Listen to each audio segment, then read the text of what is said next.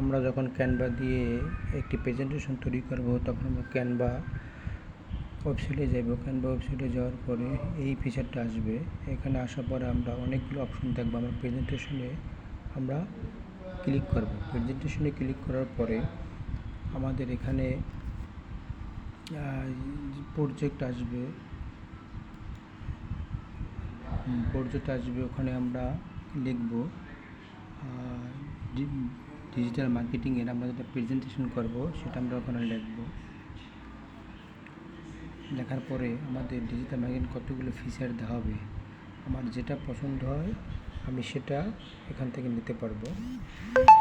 যেটা আমার মতো নিলাম, যার যেটা পছন্দ হয় সে সেটা নেবে। যেমন এখানে আছে, আমি এটা নিলাম। এটা নেওয়ার পর এখানে যেমন 1 থেকে 11টা পেজ আছে।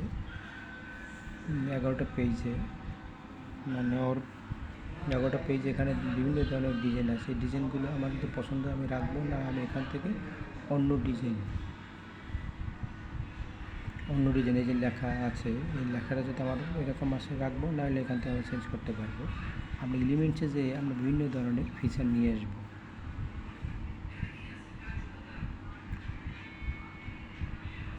এরপর এখানে আছে ছবি আছে। ছবি যদি আমাদের এটা পছন্দ হয় এটা রাখবো, না হয় আমরা অন্য ছবি নেব। এখান থেকে যেমন 1 থেকে 11টা পেজ আছে। প্রত্যেকটা পেজে এক একটা ধরনের ডিজাইন আছে।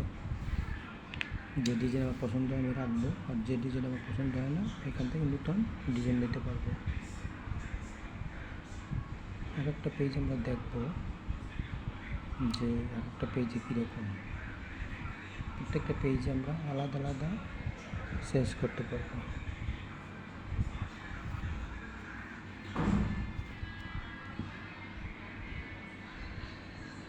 আমরা এভাবে বের করে দেখব যে প্রত্যেকটা পেজে কীরকম ডিজাইন।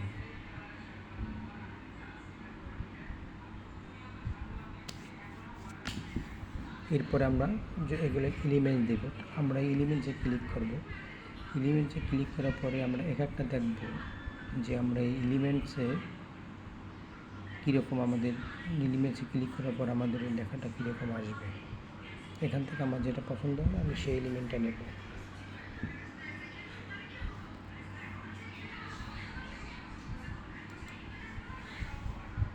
এভাবে প্রত্যেকটা আমরা দেখব। এখানে অনেকগুলি এলিমেন্টস আছে, যে এলিমেন্টসটা আমার ভালো লাগে সেই এলিমেন্টসটা আমি এখান থেকে নেব।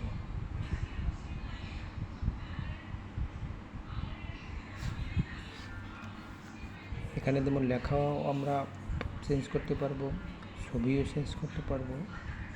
এরপর আমাদের নেওয়ার পরে আমরা এটাকে ডাউনলোড করব। ডাউনলোডের পরে আমরা শেয়ার অপশনে ক্লিক করব। শেয়ার অপশনে যেয়ে এখানে ডাউনলোডে ক্লিক করব। ডাউনলোডে ক্লিক করব, আমরা এটা